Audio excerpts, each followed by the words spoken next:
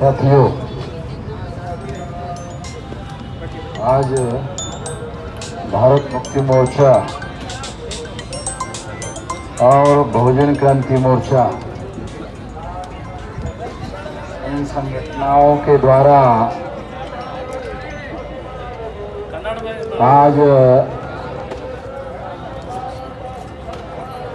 आज के कार्यक्रम रखा गया है। ईवीएम के बारे में कार्यक्रम रखा गया है, तो इसके बारे में आप लोगों को कुछ बातें मैं बताना चाहूँ।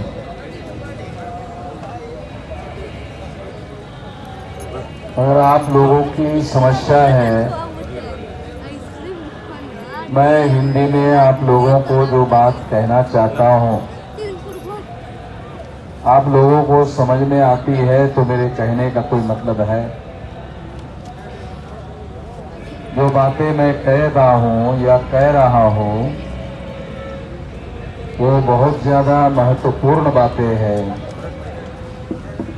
बहुत अहम बातें हैं और हमारे तमाम लोगों के भविष्य से संबंधित है।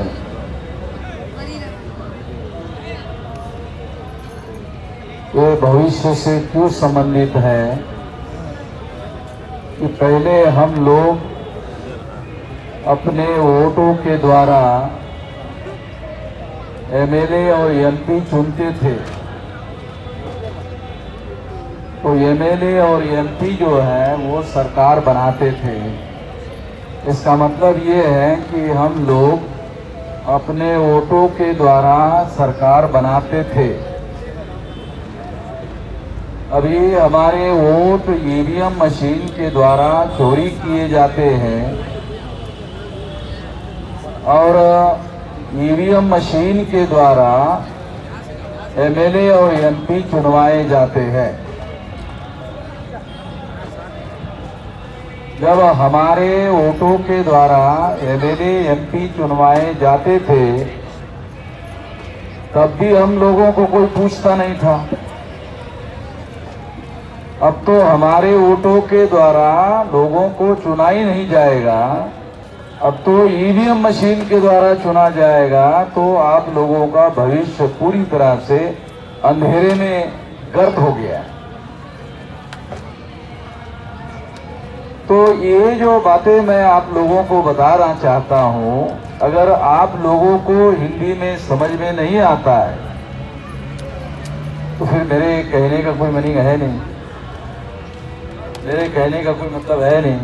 मैं तो सारे सबूतों के साथ, सारे एविडेंसेस के साथ,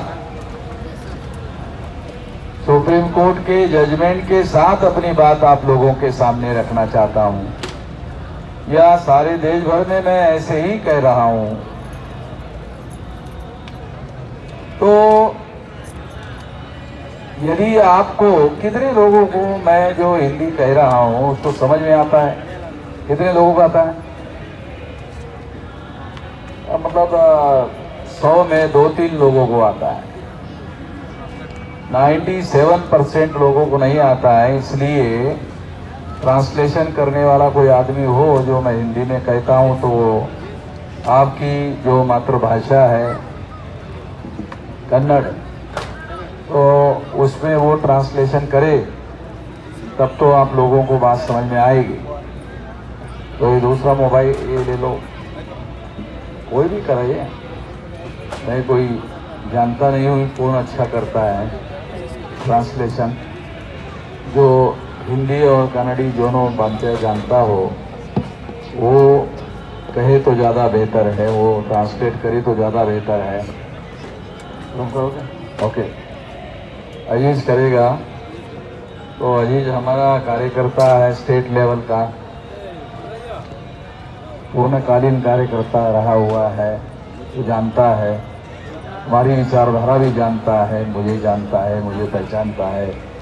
मैं कोई भी बात किस तरह से लोगों को समझाता हूँ, भाषण कम करता हूँ और समझाने का काम ज़्यादा करता हूँ। सवाल भाषण करने का नहीं है, जो बात हम कहना चाहते लोगों को वो बात समझ में आनी चाहिए। अगर समझ में आती है तब तो कोई मीनिंग है। इसलिए अभी ट्रांसलेशन की व्यवस्था हो गई है, तो मैं अभी आप लोगों को कुछ बातें कहना चाहता हूँ। साथियों, 8 अक्टूबर 2013 को सुप्रीम कोर्ट ने निर्णय दिया। ಬಂಧುಗಳೇ, 8 ಅಕ್ಟೋಬರ್ 2013ರಲ್ಲಿ ಸುಪ್ರೀಂ ಕೋರ್ಟ್ ಆದೇಶ ಬಂದಿದೆ. सुप्रीम कोर्ट ने निर्णय दिया कि ईवीएम मशीन के द्वारा फ्री, फेयर एंड ट्रांसपेरेंट चुनाव नहीं हो सकता। ಸುಪ್ರೀಂ ಕೋರ್ಟ್ ಆದೇಶ ಪ್ರಕಾರ ಭಯಮುಕ್ತ ಪಾರದರ್ಶಿ ಚುನಾವಣೆ ಈ ಇವಿಎಂ ಮಷೀನ್ ಇಂದ ಆಗಲ್ಲ.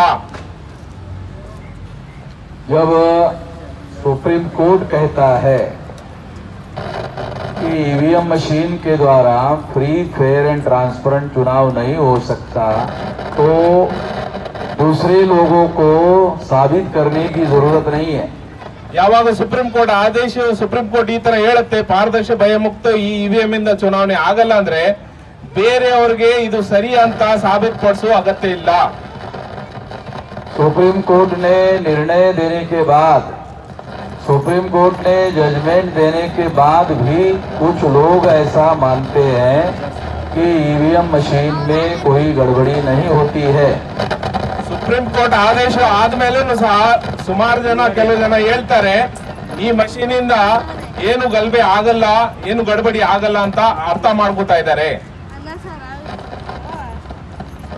जो लोग ऐसा मानते हैं सुप्रीम कोर्ट में ईवीएम मशीन के द्वारा फ्री, फेयर एंड ट्रांसपेरेंट चुनाव नहीं हो सकता, ऐसा कहने के बाद भी मानते हैं कि ईवीएम में गड़बड़ी नहीं होती है, वो गधे की औलाद है। ಸುಪ್ರೀಂ ಕೋರ್ಟ್ ಆದೇಶ ಬಂದರೂ ಸಹ ಕೆಲವೊಬ್ರು ತಿಳಿತಾರೆ ಇವಿಎಂ ಇಂದ ಘೋಟಾಲೆ ಆಗಲ್ಲ ಅಂದ್ರೆ, ಇದನ್ನ ಬಂದ್ರೂ ಸಹ ಅವರು ನನ್ನ ಲೆಕ್ಕದಲ್ಲಿ ಕತ್ತೆ ಮಕ್ಕಳು. साथियों, हमारे कितने लोगों को ये बात समझ में आती है कि सुप्रीम कोर्ट जो है ये कॉन्स्टिट्यूशनल कोर्ट है और सबसे बड़ी अदालत है, संविधान के द्वारा निर्मित की हुई। ಬಂಧುಗಳೇ, ಸುಪ್ರೀಂ ಕೋರ್ಟ್ ಅಂದ್ರೆ ಏನು? ಸಂವಿಧಾನ ಪ್ರಕಾರ ನಮ್ಮ ರಾಜ್ಯದ, ನಮ್ಮ ದೇಶದ ಅತ್ಯಂತ ದೊಡ್ಡ ನ್ಯಾಯ ತೀರ್ಪು ಕೊಡೋದು ಒಂದು ಸ್ಥಾನ ಆಗಿದೆ. ये सुप्रीम कोर्ट के द्वारा जो निर्णय दिया गया है वो कैसे दिया है? ಈ ಸುಪ್ರೀಂ ಕೋರ್ಟ್ ಇಂದ ಆದೇಶ ಕೊಟ್ಟಿದ್ದು ಹೇಗೆ, ಇದರ ಬಗ್ಗೆ ನಾವು ಗಮನ ಮಾಡಬೇಕು. कोर्ट में डॉक्टर सुब्रमण्यम स्वामी सबूत लेकर गए। ಕೋರ್ಟದಲ್ಲಿ ಡಾಕ್ಟರ್ ಸುಬ್ರಹ್ಮಣ್ಯ ಸ್ವಾಮಿ ಕೇಸನ್ನು ತಗೊಂಡು ಹೋಗಿದ್ರು. और उन सबूतों के आधार पर सुप्रीम कोर्ट ने चुनाव आयोग को नोटिस इशू किया। ಆ ದಾಖಲೆ ಪ್ರಕಾರ ಚುನಾವಣೆ ಆಯೋಗ ಮೇಲೆ ಸುಪ್ರೀಂ ಕೋರ್ಟ್ ನೋಟಿಸ್ ಅನ್ನು ಇಶ್ಯೂ ಮಾಡಿದ್ದಾರೆ.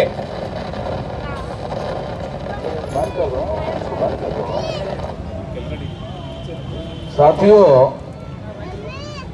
सुप्रीम कोर्ट ने चुनाव आयोग के लोगों को कहा कि आप बाहर कह रहे हो कि ईवीएम में कोई गड़बड़ी नहीं होती है, बाहर मत कहो, इधर आ जाओ, हमारे कोर्ट में आ जाओ।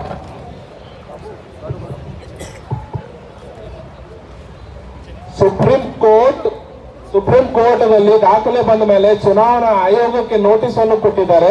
ನೋಟಿಸ್ ಅನ್ನು ಕೊಟ್ಟ ಮೇಲೆ ಹೇಳಿದ್ರು, ನೀವು ವರದಲ್ಲಿ ಸುಪ್ರೀಂ ಕೋರ್ಟ್ ಅಲ್ಲಿ ಬಿಟ್ಟು ಹೊರಗಡೆ ನೀವು ಮಷಿನ್ ಸರಿ ಇದೆಯೋ ತಪ್ಪಿದೆಯೋ ಅಂತ ಹೇಳ್ತಾ ಇದ್ದೀರಲ್ಲ, ಹೊರಗಡೆ ಹೇಳ್ಬೇಡಿ, ಬಂದು ಕೋರ್ಟ್ ಅಲ್ಲಿ ಇದು ಸಾಬೀತುಪಡಿಸಿ ಅಂತ ಸುಪ್ರೀಂ ಕೋರ್ಟ್ ನೋಟಿಸ್ ಕೊಟ್ಟಿದೆ.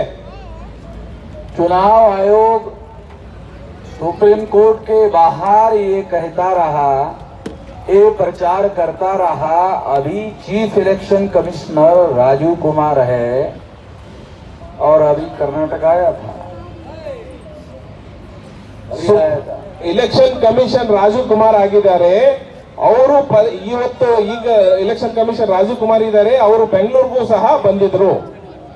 ये जो Raju Kumar chief election commissioner है, इसको जिन लोगों ने इलेक्शन कंडक्ट करवाया, ऐसे रिटायर्ड IAS, IPS, मिलिट्री के अधिकारी, जुडिशियल ऑफिसर्स, उन लोगों ने 17 सवाल पूछे। ಈ ರಾಜಕುಮಾರ್ ಇಲೆಕ್ಷನ್ ಕಮಿಷನ್ಗೆ ಇದಕ್ಕೆ ಮುಂಚೆ ಈ ದೇಶದಲ್ಲಿ ಚುನಾವಣೆ ಯಾರು ನಡೆಸಿದ್ರು IAS IPS ಅಧಿಕಾರಿಗಳು ಸುಮಾರು 17 ಕ್ವಶನ್ಸ್ ಇವರಿಗೆ ಬರೆದು ಕೊಟ್ಟಿದ್ದಾರೆ. एक भी सवाल का जवाब राजीव कुमार ने नहीं दिया. ಒಂದು ಕ್ವಶನ್ ಇನ್ನೂವರೆಗೂ ಉತ್ತರ ಕೊಟ್ಟಿಲ್ಲ. इस तरह से सुप्रीम कोर्ट के बाहर चुनाव आयोग EVM में घोटाला नहीं होता है, ये प्रोपेगेंडा करता है. ಇದೇ ತರ ಸುಪ್ರೀಂ ಕೋರ್ಟ್ ಆಚೆ ಬಂದು ಇಲೆಕ್ಷನ್ ಕಮಿಷನ್ ಹೇಳುತ್ತೆ ಈ ಮಷೀನ್ ಇಂದ ಏನೂ ಘೋಟಾಲ ಮತ್ತು ತಪ್ಪು ಆಗಲ್ಲ ಅಂತ. पहला चुनाव कमिश्नर भी ऐसा ही करते थे. ಮೊದಲಿಂದ ಚುನಾವ್ ಕಮಿಷನ್ ಇಲೆಕ್ಷನ್ ಕಮಿಷನ್ ಇದೇ ತರ ಹೇಳ್ತಿದ್ರು. और जब chief election commissioner supreme court में गए तो EVM घोटाला नहीं करती है, ये साबित नहीं कर पाए. ಇದಕ್ಕೆ ಮುಂಚೆ chief election commission supreme court ಅಲ್ಲಿ ದಾಖಲೆಯನ್ನು ತಗೊಂಡು ಹೋಗಿದ್ರು. ಅಲ್ಲಿ ಅವರು ಸಾಬೀತು ಮಾಡಕ್ ಆಗಿಲ್ಲ ಈ EVM ಮಷೀನು ಪಾರದರ್ಶಿ ಇದೆ ಅಂತ. EVM मशीन निर्दोष है, घोटाला नहीं करती है, ऐसा चुनाव आयोग सुप्रीम कोर्ट में साबित नहीं कर पाए. ಈ ಮಷೀನು ಪಾರದರ್ಶಿ ಭಯಮುಕ್ತ ಇದೆ ಅಂತ ಇಲೆಕ್ಷನ್ ಕಮಿಷನ್ ಸುಪ್ರೀಂ ಕೋರ್ಟ್ ಅಲ್ಲಿ ದಾಖಲೆ ಕೊಡಕ್ ಆಗಿಲ್ಲ. चुनाव कमिश्नर मीडिया के द्वारा प्रोपेगेंडा करते हैं. ಇಲೆಕ್ಷನ್ ಕಮಿಷನ್ ಬರೀ ಮೀಡಿಯಾ ಅಲ್ಲಿ ಪ್ರೊಪಗಂಡವನ್ನು ಮಾಡ್ತಾರೆ कि EVM निर्दोष है, EVM ಸರಿ ಇದೆ ಅಂತ. मगर सुप्रीम कोर्ट में वो मशीन निर्दोष साबित नहीं कर पाते. ಆದ್ರೆ ಸುಪ್ರೀಂ ಕೋರ್ಟ್ ಅಲ್ಲಿ ಅವರು ಸಾಬೀತು ಮಾಡಕ್ಕೆ ಸಾಧ್ಯ ಆಗ್ತಾ ಇಲ್ಲ. इसका मतलब ये है कि भारत का जो मीडिया है वो EVM घोटाले में शामिल है. ಈ ಪ್ರಕಾರ ನಾವು ನೋಡಿದ್ರೆ ಭಾರತದ ಮೀಡಿಯಾ ಮಾಧ್ಯಮ EVM घोटाला ಮಾಡೋ ಅಲ್ಲಿ ಅವರು ಶಾಮಿಲಾಗಿದ್ದಾರೆ. जिस तरह से चीफ इलेक्शन कमिश्नर की बात को वो सुप्रीम कोर्ट में प्रूव नहीं कर पाए, तो जो चीफ इलेक्शन कमिश्नर प्रोपेगेंडा करता है EVM निर्दोष है, उसकी बातों पर यकीन क्यों किया जाए, विश्वास क्यों किया जाए? ಯಾವ ಇಲೆಕ್ಷನ್ ಕಮಿಷನ್ ಸುಪ್ರೀಂ ಕೋರ್ಟ್ ಅಲ್ಲಿ ಸಾಬೀತು ಮಾಡಿಲ್ಲ EVM ಸರಿ ಇದೆ ಅಂತ ಇಲೆಕ್ಷನ್ ಕಮಿಷನ್ ಬಗ್ಗೆ ಮಾಧ್ಯಮದವರು ತಿಳಿಸ್ತಾ ಇದ್ದಾರೆ EVM ಸರಿ ಅಂತ. ಅವ್ರ ಮಾತು ನಾವು ಯಾಕೆ ಕೇಳಬೇಕು? इलेक्शन कमिश्नरों पर भरोसा नहीं किया जा सकता. इलेक्शन कमीशन ಮೇಲೆ ನಾವು ನಂಬಿಕೆ ಇಲ್ಲ. वो भरोसा करने के लायक नहीं है. ನಾವು ನಂಬಬೇಕಂತ ಅವ್ರ ಲಾಯಕ್ ಇಲ್ಲ. दूसरी महत्वपूर्ण बात मैं आप लोगों को बताना चाहता हूं. ಬೇರೆ ಒಂದು ಉತ್ತಮವಾಗಿ ಇಂಪಾರ್ಟೆಂಟ್ ನಿಮ್ಮನ್ನು ಮಾತನ್ನು ಹೇಳಬೇಕನ್ನಿಸ್ತಾ ಇದ್ದೀನಿ. एक बार सुप्रीम कोर्ट ने EVM को निर्दोष नहीं है ऐसा घोषित किया, घोटाला हो सकता है, होता है, तो दूसरे लोगों को EVM में घोटाला होता है ये साबित करने की जरूरत नहीं है. ಒಂದು ಪಾಯಿಂಟ್ ಏನಂದ್ರೆ ಒಮ್ಮೆ ಸುಪ್ರೀಂ ಕೋರ್ಟ್ ಆದೇಶ ಪ್ರಕಾರ EVM ಮಷೀನ್ ಇಂದ ಫ್ರೀ ಫೇರ್ ಅಂಡ್ ಟ್ರಾನ್ಸ್ಪರೆಂಟ್ ಭಯಮುಕ್ತ ಚುನಾವಣೆ ಆಗಲ್ಲ, ಇದು ಸರಿ ಇಲ್ಲ ಅಂತ ಅಂದ್ಮೇಲೆ ಸಾಬೀತಾದ್ಮೇಲೆ ಬೇರೆ ಜನರಿಗೆ ಇದು ಸರಿ ಇದೆ ಅಂತ ಸಾಬೀತು ಮಾಡೋ ಅಗತ್ಯ ಇಲ್ಲ. इसलिए मैं आप लोगों को ये कहना चाहता हूं कि हम लोगों को EVM मशीन घोटाला करती है, ये हम लोग सुप्रीम कोर्ट के निर्णय के आधार पर कह रहे हैं. ನಾವು ಹೇಳ್ತಾ ಇರೋದು EVM ಮಷೀನು ಘೋಟಾಲ ಮಾಡೋ ಮಷೀನು. ಯಾಕೆ ಹೇಳ್ತಾ ಇದ್ದು ಅಂದ್ರೆ ಇದು ಸುಪ್ರೀಂ ಕೋರ್ಟ್ ಆದೇಶ ಆಗಿದೆ, ಅದಕ್ಕೆ ನಾವು EVM ಮಷೀನು घोटाला ಮಾಡೋ ಮಷೀನ್ ಆಗಿದೆ. साथियों, EVM मशीन का ये जो मामला है ये हम सब लोगों के लिए बहुत ज्यादा गंभीर है. ಬಂಧುಗಳೇ, ಈ EVM ಮಷೀನ್ ಇಂದ ನಮ್ಮ ಮೇಲೆ ಏನು ಸಮಸ್ಯೆ ಇದೆ, ದೊಡ್ಡ ಸಮಸ್ಯೆ ಆಗಿದೆ. इसलिए हमें इसके बारे में केवल जानने की जरूरत नहीं है, बल्कि हम लोगों को जानकर जागृति करने की जरूरत है. ಬರೀ ಇದರ ಬಗ್ಗೆ ಮಾಹಿತಿ ತಗೊಳ್ಳೋದು ಅಷ್ಟೇ ಅಲ್ಲ, ನಾವು ಬೇರೆಯವರಿಗೂ ಸಹ ಜಾಗೃತಿ ಮಾಡಬೇಕಾಗಿದೆ. साथियों, EVM मशीन के संबंध में बहुत सारी जानकारी है जिसे जानना जरूरी है. ಬಂಧುಗಳೇ, EVM ಮಷೀನ್ ವಿರುದ್ಧ ಸುಮಾರು ಸಮಸ್ಯೆಯನ್ನು ಹುಟ್ಟಾಕಿದ ಮಾಹಿತಿ ಇದೆ, ಅದಕ್ಕೆ ನಾವು ಮಾಹಿತಿಯನ್ನು ತಗೋಬೇಕು. सुप्रीम कोर्ट के फैसले के बाद बहुत सारी बातें हो रही है. ಸುಪ್ರೀಂ ಕೋರ್ಟ್ ಆದೇಶ ಆದ ನಂತರ ಮತ್ತೆ ಹಲವಾರು ಮಾತುಗಳು ಬರ್ತಾ ಇದೆ. बहुत सारी बातें सुधीर नाग के द्वारा आपको बताई जा चुकी है. ಸುಮಾರು ವಿಷಯಗಳು ಸುಧೀರ್ ನಾಗ್ ಅವರು ಮಾತಾಡಿದ್ದಾರೆ. इसके बावजूद भी कुछ महत्वपूर्ण बातें मैं आप लोगों को बता रहा हूँ. ಅದ ನಂತರ ನಾವು ಕೆಲವು ಅಮೂಲ್ಯ ಒಂದು ಪಾಯಿಂಟ್ ಅನ್ನು ನಿಮ್ಮನ್ನು ಹೇಳ್ತೀನಿ. साथियों, ये सुप्रीम कोर्ट के निर्णय के बाद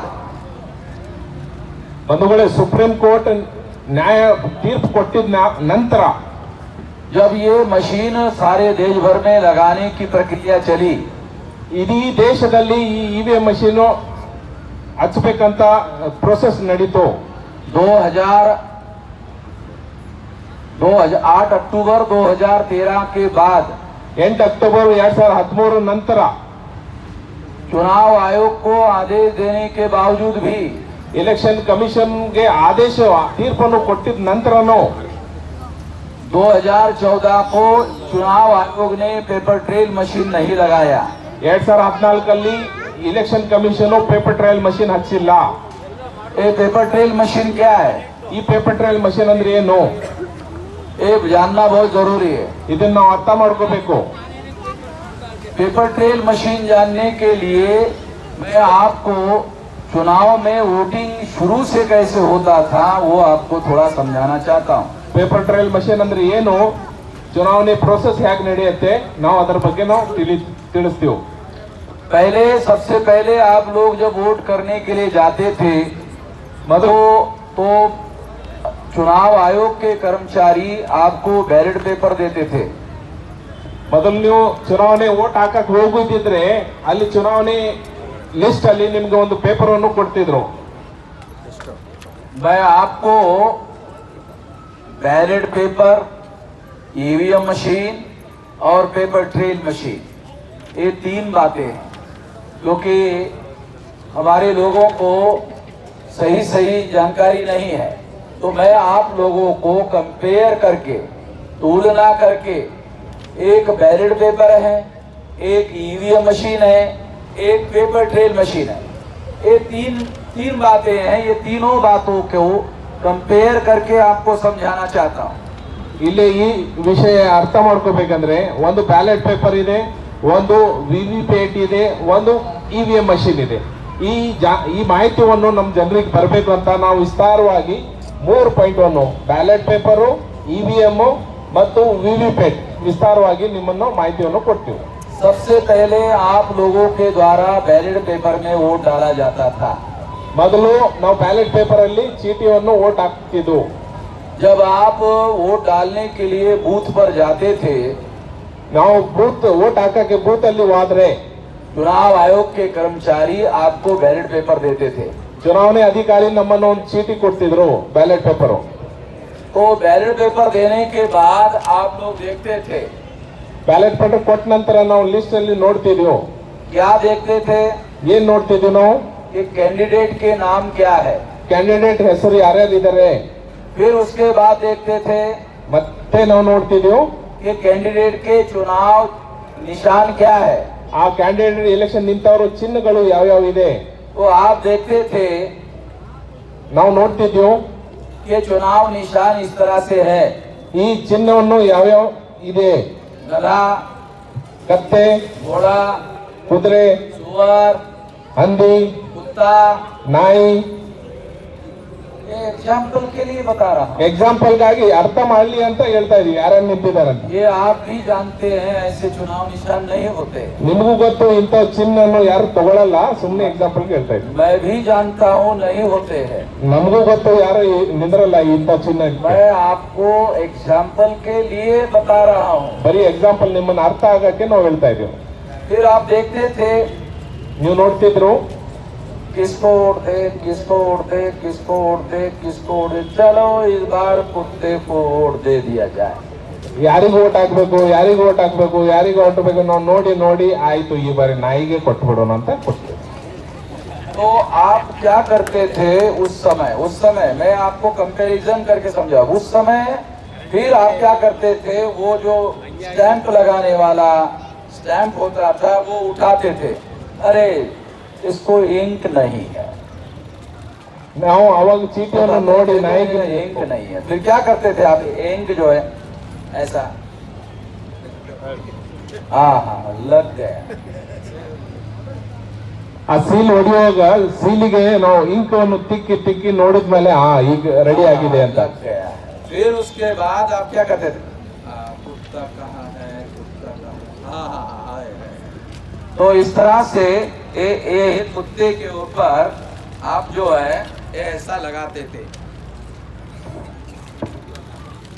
हाँ हाँ बराबर लग गया है, लग गया है। ऐसा आप दोनों आंखों से देखते थे। हाँ हाँ बराबर लग गया है। ये दोनों आंखों से क्यों कर देखते थे? ये तसल्ली कर लेते थे, गारंटी कर लेते थे कि मैंने जिस कुत्ते को वोट दिया है उसी को मिला कि नहीं मिला।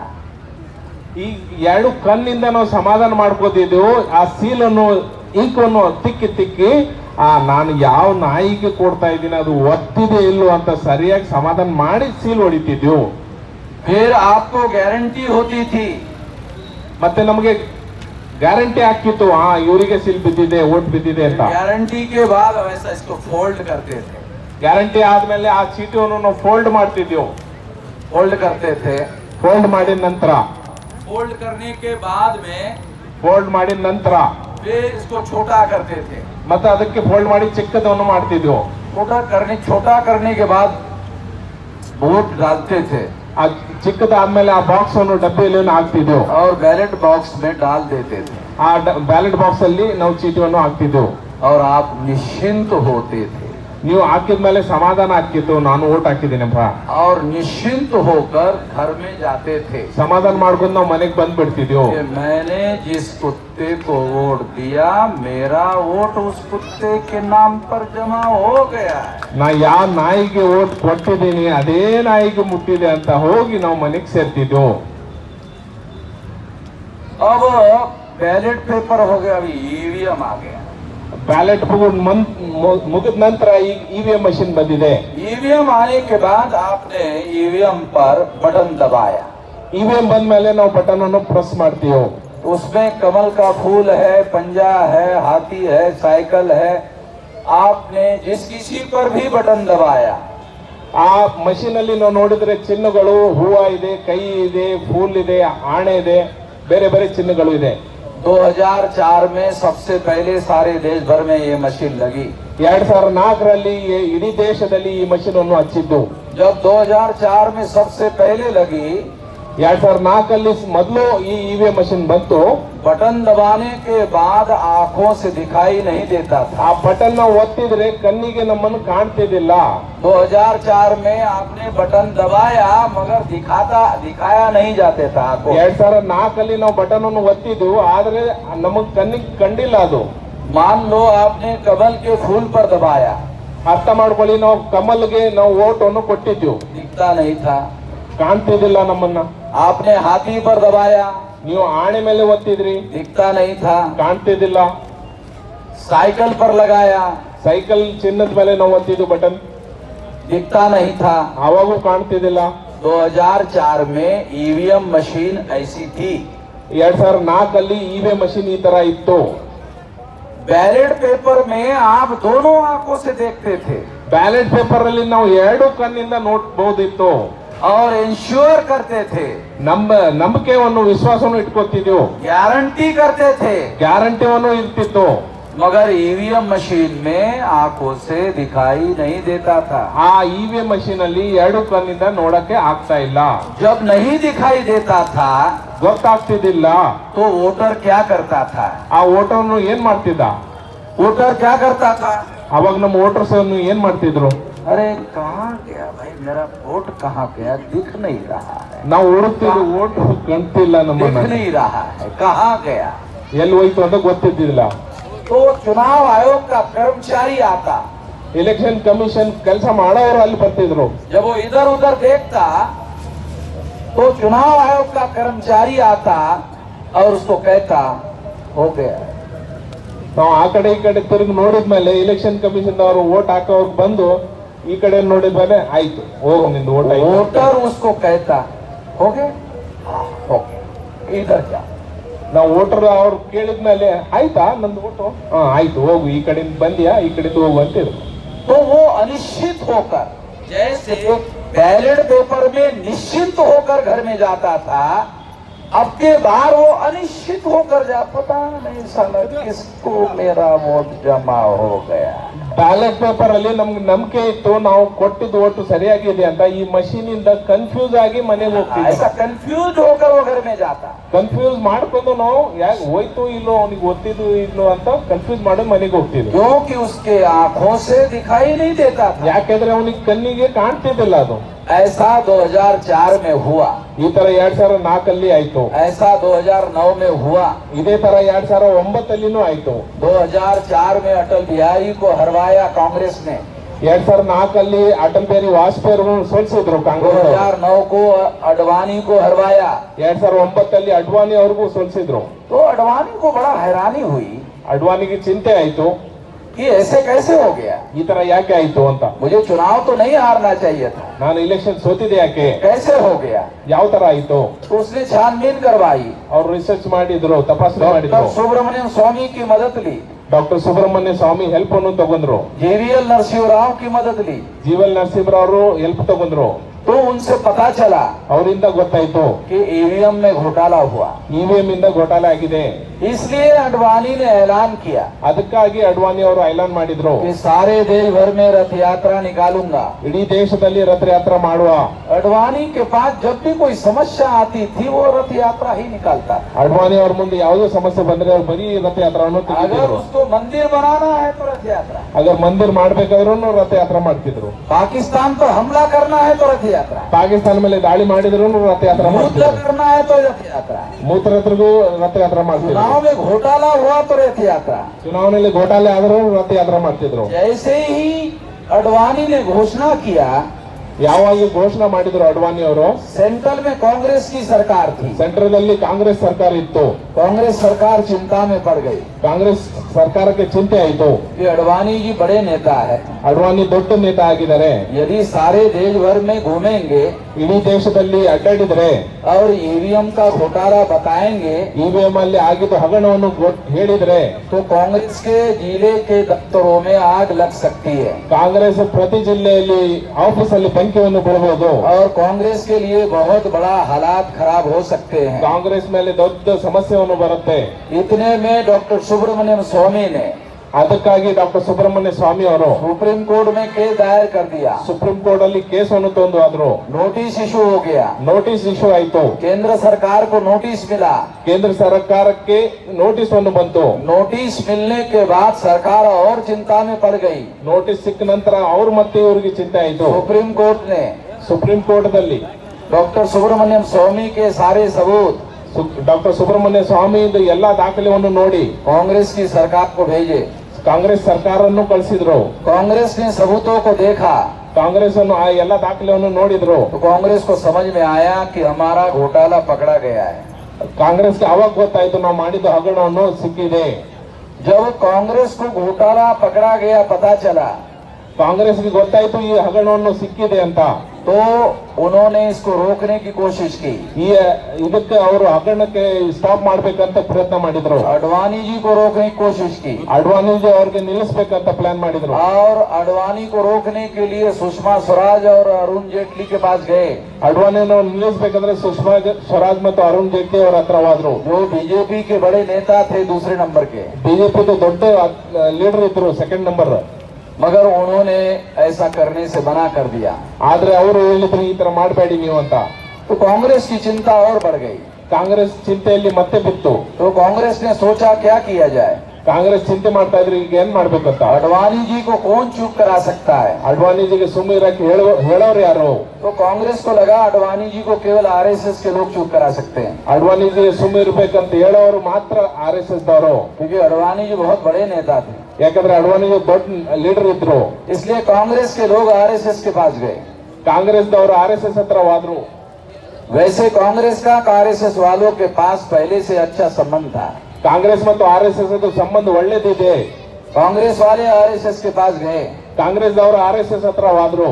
और RSS वालों को कहा RSS ದವ್ರಿಗೆ ಹೇಳಿದ್ರು अब आपको हमारे घोटाले का सबूत मिल ही गया है।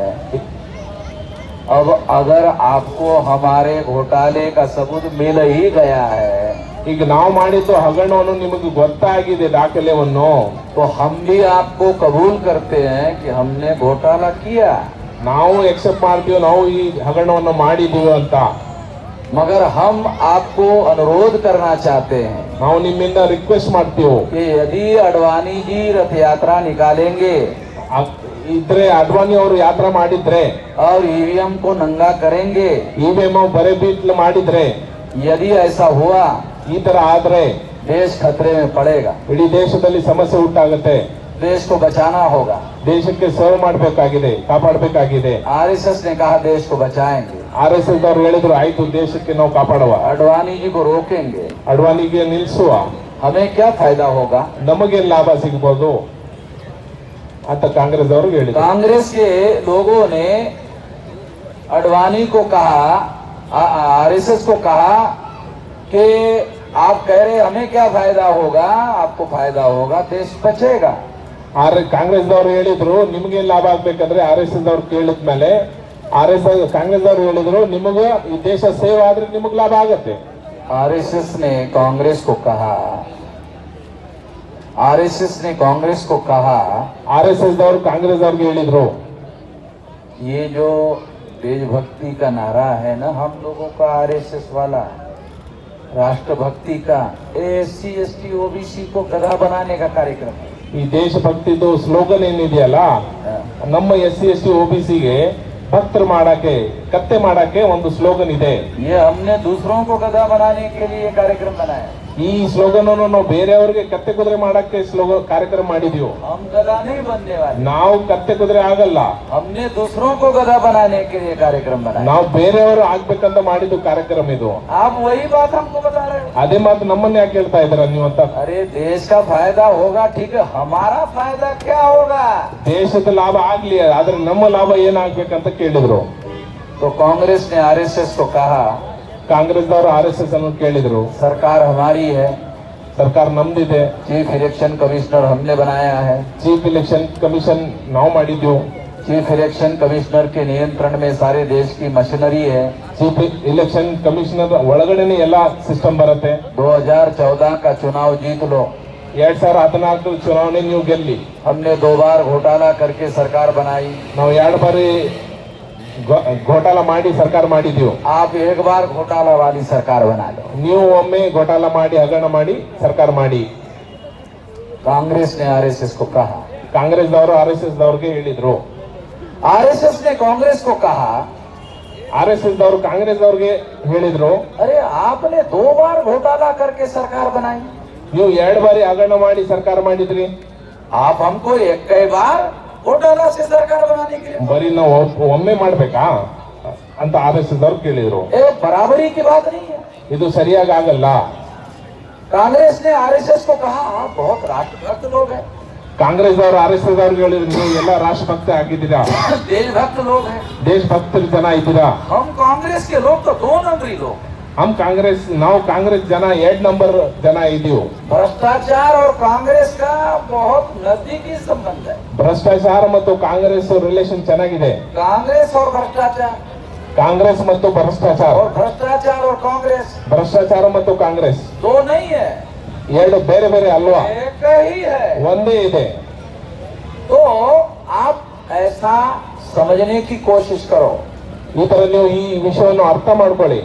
इसलिए हम आपको कहना चाहते हैं कि हम एक बार आपको बता रहे हैं कि एक बार आप घोटाला करो, हम एक बार नहीं बराबरी चाहते हैं। RSS ದವರು ಕಾಂಗ್ರೆಸ್ ದವ್ರಿಗೆ ಹೇಳ್ತಾರೆ ನೀವು ಈ ತರ ನಮ್ಮ ಅರ್ಥ ಮಾಡಿಸ್ಬೇಡಿ, ನೀವು ಒಮ್ಮೆ 2 ಸರಿ ಮಾಡಿದ್ರಿ, ನಮ್ಮನ್ನ ನಾವು 1 ಸರಿ ಹೇಳ್ತಾ ಇದ್ದೀರಾ, ನಮಗೂ 2 ಸರಿ ಬೇಕಂತ RSS ದವರು ಹೇಳಿದ್ರು. तो कांग्रेस ने आरएसएस को कहा ओके इट्स ऑल राइट, तो कांग्रेस वालों ने ಕಾಂಗ್ರೆಸ್ದವರು RSS ದವ್ರಿಗೆ ಹೇಳಿದ್ರು, ಆಯ್ತು ಓಕೆ ನೀವು 2 ಸಾರಿ ಹಗರಣ ಮಾಡಿ.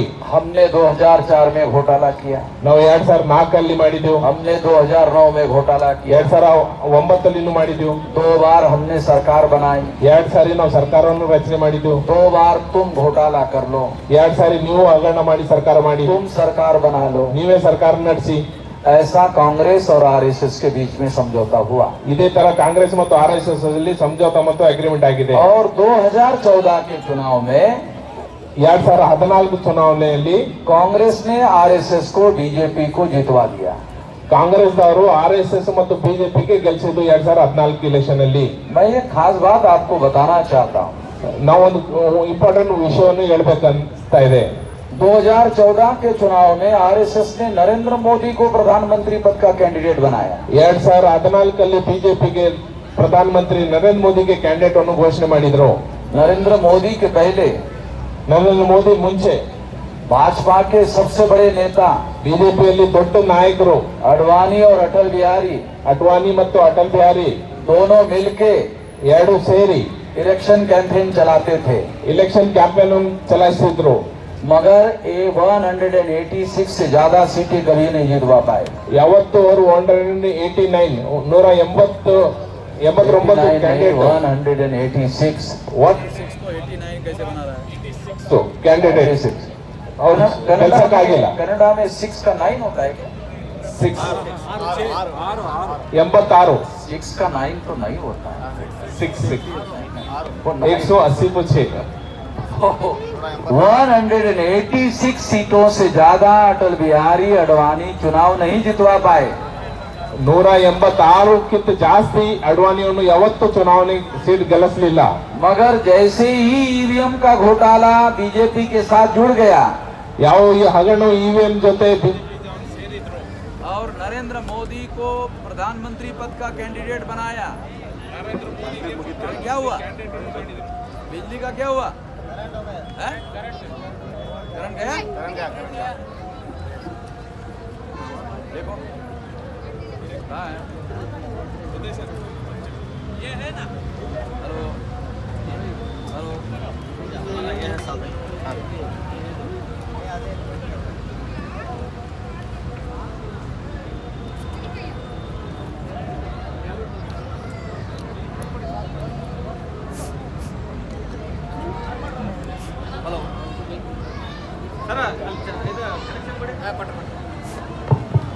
हेलो खाने का समय हुआ बोल रहे हैं, तो ಊಟ ಇದೆ. देखो खाने का समय हो गया है, मैं जल्दी समाप्त कर देता हूँ. आप लोगों को समझ में नहीं आ रहा, मैं भी खाना ही खिला रहा हूँ. इंसान को दिमाग और पेट 2 खुराक की जरूरत होती है. जानवर को एक ही खुराक की जरूरत होती है. मैं आपको इंसान मानता हूँ, मैं आप लोगों को जानवर नहीं मानता. तो आप लोगों को 2 खुराक की जरूरत है, 1 खुराक में दे रहा हूँ. उसके बाद गारंटी से लिखवा देता हूँ कि वो भी मिलेगा. और अभी संक्षिप्त में जल्दी समय करके समाप्त कर देता हूँ. इन लोगों को 1 बजे ही आप लोगों को खिला देना चाहिए था.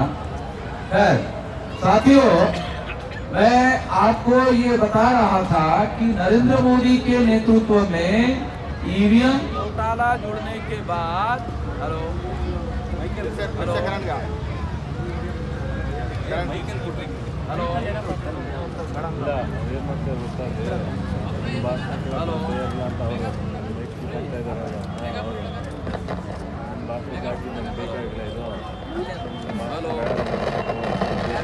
हेलो